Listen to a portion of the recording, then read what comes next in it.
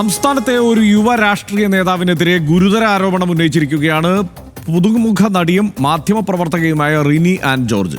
കഴിഞ്ഞ 3 വർഷത്തിനിടെ ജനപ്രതിനിധിയായി തെരഞ്ഞെടുക്കപ്പെട്ട നേതാവ് പരിചയപ്പെട്ടതിന് തൊട്ടു പിന്നാലെ ഫോണിലേക്ക് അശ്ലീല സന്ദേശം അയച്ചു. പിന്നെ നിരന്തരം അശ്ലീലം അയച്ചു നൽകി. ഹോട്ടൽ റൂമിലേക്ക് ക്ഷണിക്കുക വരെയും ഈ നേതാവ് ചെയ്തെന്നാണ് വെളിപ്പെടുത്തൽ. ഈ നേതാവിൻ്റെ രാഷ്ട്രീയ പ്രസ്ഥാനത്തിലെ മുതിർന്ന പല നേതാക്കളുടെയും ഭാര്യമാർക്കും പെൺമക്കൾക്കുമെല്ലാം ഇയാളിൽ നിന്ന് ഇതേ ദുരനുഭവം ഉണ്ടായിട്ടുണ്ടെന്നും റിനി വെളിപ്പെടുത്തുന്നു. ഈ വിഷയത്തിൽ പരാതിയുമായി യുവ നേതാവിൻ്റെ പാർട്ടിയിലെ പലരോടും സംസാരിച്ചെങ്കിലും പല മാന്യന്മാരും ഹൂ കെയേഴ്സ് എന്ന സമീപനമാണ് സ്വീകരിച്ചതെന്നും റിനി തുറന്നടിച്ചു. രാഷ്ട്രീയ നേതാവിൻ്റെ പേരോ പ്രസ്ഥാനത്തിൻ്റെ പേരോ റിനി ആൻ ജോർജ് വെളിപ്പെടുത്തിയിട്ടില്ലെങ്കിലും ആരോപണം ആർക്ക് നേരെയാണ് എന്നത് വ്യക്തമാണ്. വരും ദിവസങ്ങളിൽ കേരള രാഷ്ട്രീയത്തെ പിടിച്ചു കുലുക്കാനാവുന്നത്രയും ശക്തമായ ആരോപണമാണ് ഉന്നയിക്കപ്പെട്ടിരിക്കുന്നത്. ആദ്യം റിനിയുടെ ആരോപണത്തിലെ പ്രസക്ത ഭാഗങ്ങൾ കേൾക്കാം. ഞാൻ 5 സ്റ്റാർ ഹോട്ടലിൽ റൂം എടുക്കാം വരണം എന്ന് പറഞ്ഞു. അപ്പം ഞാൻ ശരിക്കും ഫയർ ചെയ്തു, നന്നായിട്ട് ഫയർ ചെയ്തു. അതിനുശേഷം കുറേ നാൾ പിന്നീട് പ്രശ്നം ഉണ്ടായിരുന്നില്ല. പിന്നെ വീണ്ടും അത്തരത്തിലുള്ള മെസ്സേജ്. അടുത്തിടെ വേറെയും വിവാദങ്ങളിൽ കുടുങ്ങിയ ആളാണ് ഈ രാഷ്ട്രീയ നേതാവ്. റിനി മറ്റ് സ്ത്രീകളോടും നേതാവ് എന്നാണ് റിനി പറഞ്ഞത്. മറ്റ് സ്ത്രീകളോടും ഇയാൾ ഈ വിധം പെരുമാറിയെന്നും അവർ ആരോപിക്കുന്നുണ്ട്. കാര്യം എന്ന് വെച്ചാൽ സമീപകാലത്ത് സോഷ്യൽ മീഡിയയിൽ ഈ പറഞ്ഞ വ്യക്തിയെക്കുറിച്ച് ചില കാര്യങ്ങളൊക്കെ വന്നപ്പോൾ ഇത് പല സ്ത്രീകളും നേരിടുന്നുണ്ടെന്നും ഇത് ഞാൻ എവിടെയെങ്കിലും ഒരു സ്ത്രീ പോലും സംസാരിക്കുന്നില്ല, ഒരു സ്ത്രീ പോലും ഇതിനെതിരെ ഒരു വാക്ക് പോലും സംസാരിക്കുന്നില്ല. തന്റെ ദുരനുഭവം ഈ യുവ നേതാവ് പ്രവർത്തിക്കുന്ന പ്രസ്ഥാനത്തിലെ ഉത്തരവാദിത്വപ്പെട്ടവരോട് പറഞ്ഞെങ്കിലും അവരുടെ ഭാഗത്തു നിന്ന് നടപടികൾ ഒന്നും ഉണ്ടായില്ല എന്ന് മാത്രമല്ല, ഈ നേതാവിന് നിരവധി സ്ഥാനമാനങ്ങൾ പിന്നീട് നൽകിയെന്നും റിനി പറയുന്നു. സ്ത്രീകൾ നേരിടുന്ന പ്രശ്നങ്ങളെക്കുറിച്ച് ഒരു സ്ഥലത്ത് നമ്മൾ പറയുമ്പോൾ പലർക്കും പല മാന്യദേഹങ്ങളുടെ ആറ്റിറ്റ്യൂഡ് ഹൂ കെയേഴ്സ് എന്നുള്ളൊരു ആറ്റിറ്റ്യൂഡാണ്. അതുകൊണ്ടാണ് ഞാനത് പ്രയോഗിച്ചത്. ഹൂ കെയേഴ്സ് എന്ന് തന്നെയാണ്, അത് തന്നെയാണ് ഹൂ കെയേഴ്സ്. ആരോപണ വിധേയനായ വ്യക്തിയുടെ പ്രസ്ഥാനവുമായി തനിക്ക് അടുത്ത ബന്ധമുണ്ടെന്ന് റിനി. പ്രസ്ഥാനത്തിലെ പലരുടെയും ഭാര്യമാർക്കും പെൺകുട്ടികൾക്കും വരെ നേതാവിൽ നിന്നും ഇത്തരം ദുരനുഭവം നേരിടേണ്ടി വന്നിട്ടുണ്ടെന്നും അവർ വെളിപ്പെടുത്തി. ആ പ്രസ്ഥാനത്തിലുള്ള നേതാക്കന്മാരുടെ ഭാര്യമാർക്കും പെൺമക്കൾക്കും വരെ ഇയാളിൽ നിന്ന് മോശം അനുഭവം ഉണ്ടായിട്ടുണ്ടെന്ന് പറയുന്നു. എന്നിട്ട് എന്തുകൊണ്ടാണ് സ്വന്തം ഭാര്യയും സ്വന്തം മകളെയും സംരക്ഷിക്കാൻ കഴിയാത്ത ഈ രാഷ്ട്രീയ നേതാക്കന്മാർ ഏത് സ്ത്രീയെ സംരക്ഷിക്കുമെന്നാണ് ഞാൻ ചോദിക്കുന്നത്. തനിഷ്, ഇപ്പോൾ നടി എന്ന് പറയുമ്പോൾ ഒരു കാര്യമുണ്ട്, മാധ്യമപ്രവർത്തക കൂടിയാണ്. 2 മാധ്യമ സ്ഥാപനങ്ങൾ, 2 ടെലിവിഷൻ ചാനലുകളിൽ തന്നെ ജോലി ചെയ്തിട്ടുള്ളയാളാണ് റിനി. അപ്പോൾ ആ കാര്യത്തിൽ കുറേ കൂടി ഉറച്ച ശബ്ദത്തോടെ തന്നെയാണ് റിനി ഈ കാര്യങ്ങൾ പറയുന്നത്. അതിലേറ്റവും പ്രധാനപ്പെട്ടത്, ധാരാളം പേർക്ക് ഇത്തരം അനുഭവം ഉണ്ടായിട്ടുണ്ട് ഈ നേതാവിൽ നിന്ന്.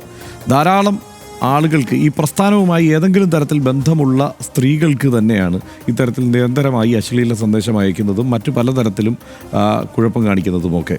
പക്ഷേ അവരാരും തുറന്നു പറയുന്നില്ല. അതുകൊണ്ടുകൂടിയാണ് ഞാൻ തുറന്നു പറയുന്നത് എന്നാണ് റിനി പറയുന്നത്. എന്തു തോന്നുന്നു? ഇതിപ്പം വളരെ ഗൗരവതരമായിട്ടുള്ള കാര്യം. ഇതിപ്പോൾ ആരാണ് എന്നെല്ലാവർക്കും അറിയാം.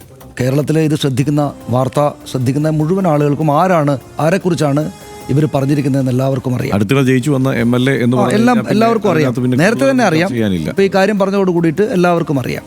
പിന്നെ അവർ പേര് ഞാൻ പറയേണ്ടതില്ല എന്ന് തീരുമാനമെടുത്തതിനെ ആദരിച്ചുകൊണ്ട് നമ്മളും ആ പേര് പറയുന്നില്ല എന്നേ ഉള്ളൂ. അങ്ങനെ ഒരു നിലപാടാണ് നല്ലതെന്നാണ് എനിക്ക് തോന്നുന്നത്. ഇത് ഹർഷൻ പറഞ്ഞതുപോലെ ഇത് വളരെ ഗൗരവതരമായിട്ടുള്ള കാര്യമാണല്ലോ. അതായത് ഇതാദ്യം ഇങ്ങനെയൊരു സംഗതി ചർച്ച ചെയ്യപ്പെട്ടപ്പോൾ ആദ്യഘട്ടത്തിൽ മനുഷ്യർക്ക് റിലേഷൻഷിപ്പ് പ്രശ്നങ്ങളുണ്ടാകും, അങ്ങനെയൊക്കെ ആയിരിക്കും എന്നാണ് തുടക്കത്തിൽ ഇദ്ദേഹത്തിൻ്റെ കൂടെ ഉണ്ടായിരുന്ന ആളുകൾ പറഞ്ഞതായിട്ടൊക്കെ കേട്ടത്. പക്ഷേ പിന്നീട് ഇത് വളരെ ഗൗരവതരമായി മാറുന്നു എന്ന ചർച്ച പലയിടത്തു നിന്നായിട്ട് വന്നു. ഇപ്പോൾ ഇവർ വന്ന് പറഞ്ഞതോടുകൂടി പക്ഷേ നമ്മൾ ഇതിനെപ്പറ്റി കരുതിയിരുന്നതെല്ലാം, ഈ സംഭവത്തെപ്പറ്റി കരുതിയിരുന്നതിനേക്കാളൊക്കെ വളരെ വലുതാണല്ലോ ഈ സംഭവം എന്ന് തോന്നലുണ്ടാകുന്നു. ഒന്ന്, ആ പ്രസ്ഥാനത്തിനകത്തെ പല നേതാക്കളുടെയും ഭാര്യമാരോട് പിന്നെ പെൺമക്കളോടൊക്കെ വളരെ മോശമായിട്ട് പെരുമാറുക. ഈ റിനി തന്നെ ചെന്നിട്ട് പലരോടും പരാതി പറയുമ്പോൾ അവർ ഹൂ കേസ് എന്നുള്ള നിലപാടെടുക്കുക.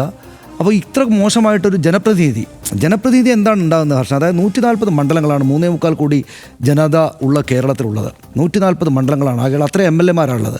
അപ്പോൾ അധികാരം എന്നത് അതിശക്തമായുള്ള വലിയ പവറാണുള്ളത്. നമ്മൾ ഈ തെരഞ്ഞെടുപ്പുകളെല്ലാം, ഇപ്പോൾ ഉപതെരഞ്ഞെടുപ്പ് നടന്ന സമീപകാലത്തൊക്കെ ഉള്ള സ്ഥലത്തൊക്കെയാണ് ഈ നേതാവൊക്കെ ഉള്ളത്. അവിടെയൊക്കെ എത്ര ആളുകൾ ചേർന്നാണ് ഒരു നേതാവിനെ അവരുടെ പ്രതിനിധിയായിട്ട് തിരഞ്ഞെടുക്കുന്നത്. അപ്പോൾ എത്ര വലിയ പവറാണത്. അപ്പോൾ ഈ ഇത്രയും വലിയ അധികാരം വെച്ചുകൊണ്ട് ഒരാൾ, അതും ഇത്രയും ചെറുപ്പക്കാരനായിട്ടുള്ള ആളുകൾ, ഈ രാഷ്ട്രീയ പ്രസ്ഥാനത്തിലേക്ക് വരുന്ന ചെറുപ്പക്കാർ ആദർശത്താൽ പ്രചോദിതരായിരിക്കുമെന്നല്ലേ നമ്മൾ വിചാരിക്കുക. അതിപ്പോൾ ഏത് പാർട്ടിക്കാണെങ്കിലും അവരവരുടേതായ ആദർശത്താൽ പ്രചോദിതരായിരിക്കും.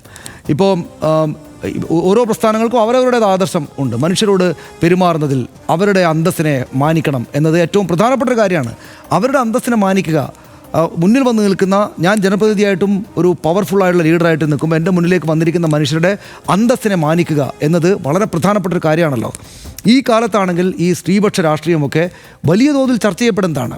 അപ്പോൾ അതിനകത്ത് അവരുടെ അത്തരം അന്തസ്സിനെ ഹനിക്കുന്ന എന്തെങ്കിലും തരത്തിലൊരു പരാമർശമോ മറ്റോ ഉണ്ടാവുക എന്നത് വളരെ വളരെ വളരെ വലിയൊരു ഗുരുതരമായ പിശകായിട്ടാണ് ലോകം മുഴുവൻ ഈ രാഷ്ട്രീയ സർക്കിളുകളിൽ, പൊതുപ്രവർത്തന സർക്കിളുകളിൽ ഇപ്പോൾ എടുക്കുന്നത്. അപ്പോൾ അത് തുടരെ ചെയ്യുക. ഈ കുട്ടി റിനി വന്ന് പറയുന്നത് എന്നോട് മാത്രമല്ല, എന്നോട് ഒരു തവണ പറഞ്ഞു, ഞാനത് വളരെ ശക്തമായിട്ട് എതിർത്തു, വീണ്ടും ഇത് പറഞ്ഞുകൊണ്ടിരിക്കുകയാണ്, ഇങ്ങനെ മോശമായിട്ട് പെരുമാറുകയാണ്. അത് പറഞ്ഞപ്പോൾ പിന്നെ ആരും പരാതി പറഞ്ഞാൽ എന്നെ ഒന്നും ചെയ്യാൻ പോകുന്നില്ല, ഇതേക്കാൾ വലിയ കുഴപ്പങ്ങൾ ചെയ്ത ആളുകൾ വലിയ നേതാക്കന്മാരായിട്ടുണ്ടെന്നൊക്കെ പറഞ്ഞു എന്നാണ് ഇവർ പറയുന്നത്. അവിടെ കൊണ്ട് നിർത്തിയില്ല. ഈ കുട്ടി റിനി ഉപയോഗിച്ച ഒരു വാക്ക് ഹാബിച്വൽ ഒഫൻഡർ എന്നാണ്. ഇയാളിത് പതിവാക്കിയിരിക്കുകയാണ്. അപ്പോൾ പതിവാക്കിയിരിക്കുന്ന ഒരാൾ അധികാര പദവിയിലുള്ള ഒരാളായിട്ട് നിൽക്കുന്നു. അതും വളരെ ആദർശത്താൽ പ്രചോദിതരായിട്ട് രാഷ്ട്രീയ പ്രവർത്തനവും പൊതുപ്രവർത്തനവും നടത്തേണ്ടുന്ന ഉത്തരവാദിത്തമുള്ള ഒരു പ്രസ്ഥാനത്തിൻ്റെ, അത്തരം നേതാക്കൾ ഇഷ്ടം പോലെ ഉണ്ടായിട്ടുള്ള കേരളത്തിലെ വളരെ മഹത്തരമായ ഒരു പ്രസ്ഥാനത്തിൻ്റെ ഈ താഴെത്തട്ടിൽ അല്ലെങ്കിൽ ഏറ്റവും ചെറുപ്പക്കാരനായിട്ട് ഒരാൾ ഇങ്ങനെ ഇത്രമേൽ വൃത്തികെട്ട സ്വഭാവമായിട്ട് നിൽക്കുകയാണ് എന്നത് അങ്ങേയറ്റം ലജ്ജാവഹമാണ്. ഇത് ഇനിയെങ്കിലും, ഞാൻ പറയുന്നത് നമ്മളിപ്പോൾ ആ പേര് പറയാത്തത് ഈ അവരോടുള്ള ഒരു ആദരമായിട്ടാണ്. അവർ പറയുന്നില്ല എന്നത് നമ്മളതിനെ മാനിക്കേണ്ടതുണ്ട് എന്നതുകൊണ്ടാണ്. പക്ഷേ അവർ പരാതിപ്പെട്ടുള്ള നേതാക്കൾ ഈ പ്രസ്ഥാനത്തിനകത്തുണ്ട്, മുതിർന്ന നേതാക്കളുണ്ട്. അവർക്കറിയാം ഇവർ പറയുന്നത് ശരിവെക്കുകയാണെങ്കിൽ, നമ്മൾ ഇവർ പറഞ്ഞ പ്രകാരം മനസ്സിലാക്കുകയാണെങ്കിൽ, അവർക്ക് അവരുടെ വീട്ടിലെ സ്ത്രീകൾ, പെൺമക്കളും ഭാര്യമാരും തന്നെയും ഇയാൾ ശരിയല്ല കേട്ടോ എന്ന് പറഞ്ഞതായിട്ട് അവരുടെ മുന്നിലുണ്ട്. ഇനിയും അവരുടെ പ്രസ്ഥാനത്തിൻ്റെ അന്തസ്സ്, അതിൻ്റെ പാരമ്പര്യം, അതിൻ്റെ മഹാന്മാരായിട്ടുള്ള നേതാക്കൾ, അവരുടെ ജീവിതം, അവരുടെ നിസ്വാർത്ഥമായിട്ടുള്ള പൊതുപ്രവർത്തനം, ഇതെല്ലാം കണക്കാക്കിയിട്ട് പരാതി കിട്ടിയുള്ള നേതാക്കൾ ഇനിയെങ്കിലും വർത്തമാനം പറയണം, പുറത്തേക്ക് ഇറങ്ങി വന്നിട്ട് വർത്തമാനം പറയണം. അതൊരു പൊതു ചർച്ചയാക്കിയിട്ട് മാറ്റണം. ഞാൻ എന്തിനാണ് ഇത് പറയുന്നത്, ഇത് ചർച്ചയാകണം സമൂഹത്തിൽ എന്ന് ഉദ്ദേശമുള്ളത് കൊണ്ടാണെന്നാണ് റിനി വന്ന് പറഞ്ഞത്. അവർ ആ കാണിക്കുന്ന ഒരു ആത്മാർത്ഥത നമ്മൾ കാണണം. ഇപ്പോൾ സാമൂഹ്യ മാധ്യമങ്ങളിൽ അവരുടെ പ്രസ്ഥാനം ഏതാണ്, അവർ സ്നേഹിക്കുന്ന പ്രസ്ഥാനം ഏതാണ് എന്നതിന് ഇതിനകം തന്നെ ഈ തെളിവുകൾ ലഭ്യമാണ്. നിറയെ ഫോട്ടോകളൊക്കെ വന്നു കഴിഞ്ഞു. വി.ഡി. സതീശൻ തൻ്റെ പിതാവിനെ പോലെ ആദരിക്കുന്ന ഒരാളാണ് എന്നവർ പറഞ്ഞു കഴിഞ്ഞു. അപ്പോൾ ഏതാണ് ആ പ്രസ്ഥാനമെന്നും ഏതാണ് ആ നേതാവെന്നും ഈ നാട്ടുകാർക്ക് മുഴുവൻ അറിയാം. അപ്പോൾ അവർ പരാതിപ്പെട്ടിരിക്കുന്ന ആളുകൾ ഇനിയും മടിച്ചു നിൽക്കാതെ ആ പരാതിയോടും സമാനമായിട്ടുള്ള പരാതികൾ ഉള്ളിലടക്കി വെച്ചിരിക്കുന്ന ആളുകളോടും ബഹുമാനപൂർവ്വം ഈ തെറ്റ് തിരുത്താനുള്ള ഇടപെടൽ നടത്തണം എന്നാണ് എനിക്ക് തോന്നുന്നത്. തീർച്ചയായും അത് എനിക്ക് തോന്നുന്നത് സനീഷ്, ഇത് ആരാണ് എന്നുള്ളത് വ്യക്തമാണ്. അത് മാത്രമല്ല, ഈ അടുത്ത് ജയിച്ചു വന്ന MLA എന്നൊക്കെ പറയുമ്പോൾ തന്നെ സ്വാഭാവികമായും അതിലേക്ക് പേരിലേക്ക് പോകണം. അതവരുടെ വായിൽ നിന്ന് അങ്ങനെ വന്നതുകൊണ്ട് മാത്രമാണ് കേട്ടോ ഞാനത് പ്രയോഗിക്കുന്നത്. അല്ലെങ്കിൽ അതുപോലും ഞാൻ പ്രയോഗിക്കില്ലായിരുന്നു. കാരണം ആ പേരെന്താണ് എന്ന്, ആരാണ് എന്ന് പറയേണ്ടതില്ല എന്ന് റിനി തീരുമാനിച്ചിട്ടുണ്ട്. അതുകൊണ്ട് നമ്മളും അത് പറയേണ്ടതില്ല, അത് മാത്രമേ ഉള്ളൂ. കാരണം ഇതിൻ്റെ ഒരു സാഹചര്യം കൂടി നമ്മളൊന്ന് പരിശോധിച്ച് പോകേണ്ടതുണ്ട് വളരെ പെട്ടെന്ന്. എന്താണ് ഇതിപ്പോൾ രണ്ടാം പിണറായി സർക്കാർ, LDF സർക്കാർ രണ്ടാമത് അധികാരത്തിൽ വരുന്ന ഒരു സാഹചര്യത്തിൽ വല്ലാത്ത നിരാശ കോൺഗ്രസ് അണികളിലുണ്ടായിരുന്നു.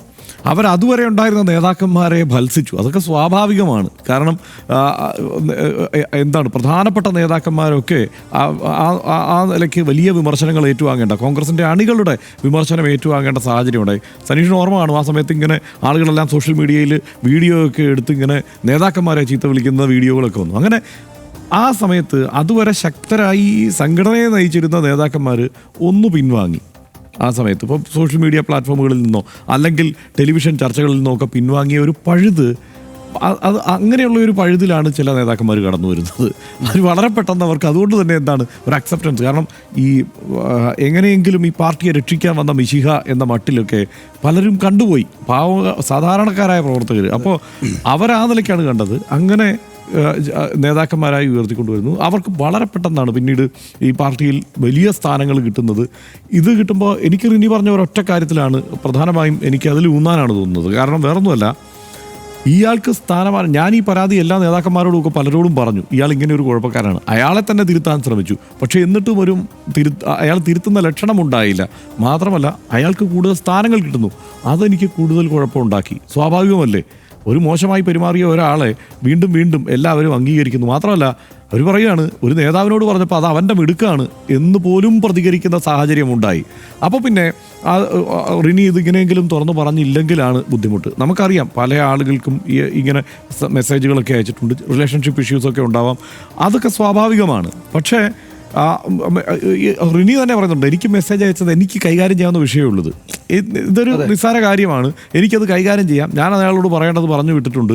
അങ്ങനെ കൈകാര്യം ചെയ്ത ഒത്തിരി പേരെ നമുക്കും അറിയാമല്ലോ, ആ നിലയ്ക്ക് കൈകാര്യം ചെയ്ത് വിട്ടിട്ടുണ്ട്. പക്ഷേ അതിനപ്പുറത്ത് ഇയാളെ പ്രസ്ഥാനം അംഗീകരിക്കുന്നു എന്നതിലാണ് റിനി കൂടുതൽ സങ്കടപ്പെടുന്നത് എന്നുള്ളതാണ് എനിക്ക് തോന്നുന്നത്.